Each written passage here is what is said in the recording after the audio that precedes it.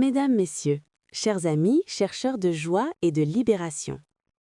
Il y a une phrase simple et profonde qui a résonné à travers les années sous la plume d'un grand écrivain.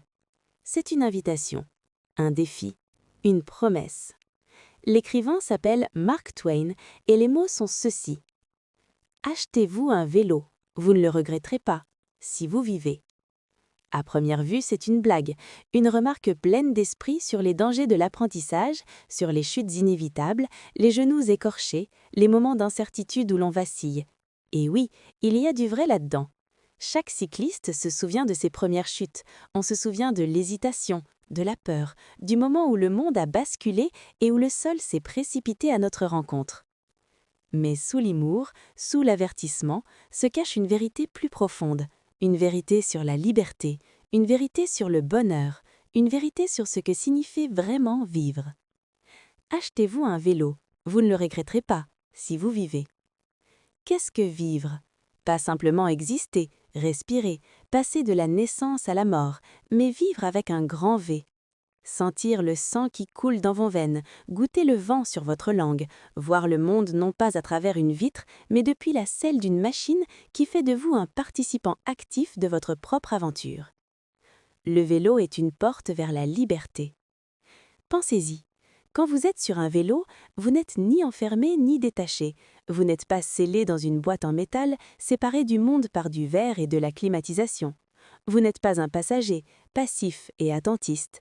Vous êtes le moteur, vous êtes le pilote, vous êtes celui qui décide. Le vélo vous emmène partout où vous voulez aller, mais il ne vous isole pas. Vous sentez le soleil sur votre peau, vous sentez la pluie sur votre visage, vous respirez l'odeur de la terre après l'orage, vous entendez les oiseaux, les feuilles, les rires des enfants qui jouent. Vous êtes dans le monde, pas seulement en train de le traverser. Voilà la liberté de bouger, d'explorer, de découvrir. La liberté de prendre une route simplement parce qu'elle a l'air intéressante, de suivre un chemin juste parce qu'il serpente vers l'horizon. Le vélo ne demande pas la permission, il n'exige pas un réservoir plein ou un itinéraire planifié. Il demande que vous et la volonté de pédaler. Et puis, il y a le bonheur. Le bonheur à vélo est une chose étrange et merveilleuse. Ce n'est pas le bonheur bruyant et clinquant de la consommation, ce n'est pas le bonheur d'acheter ou de posséder.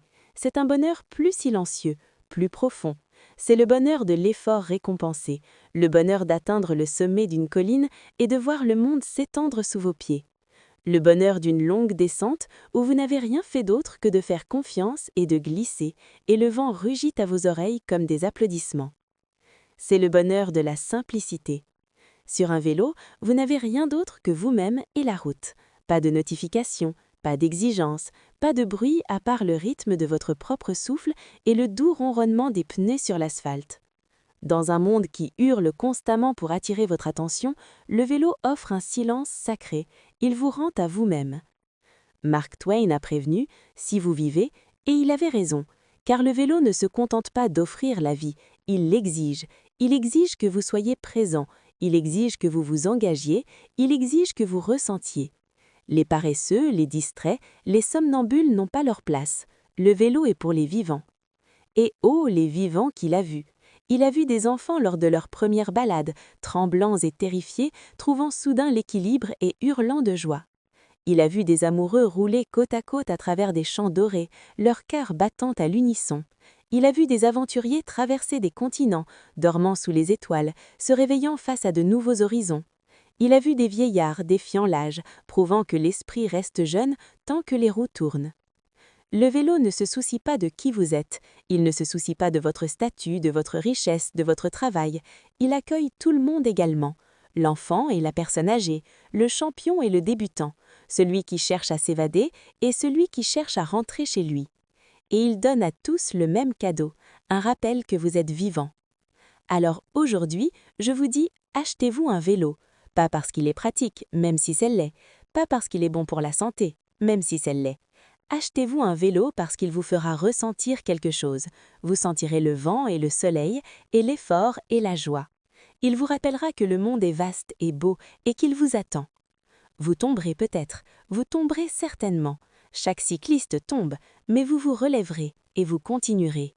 Et à ce moment-là, vous comprendrez ce que Twain voulait vraiment dire. Vous ne le regretterez pas, parce que vous vivrez. Alors, allez-y, trouvez un vélo, n'importe lequel, dépoussiérez-le, gonflez les pneus et enjambez-le. Lancez-vous dans l'inconnu et découvrez par vous-même la liberté et le bonheur qui vous attendaient depuis toujours.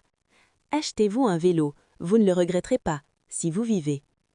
Et j'espère que vous vivrez, j'espère que vous vivrez profondément, pleinement, joyeusement. J'espère que vous vivrez avec le vent dans votre cheveu et une route qui s'étend devant vous, pleine de possibilités. Merci à vous et bonne route.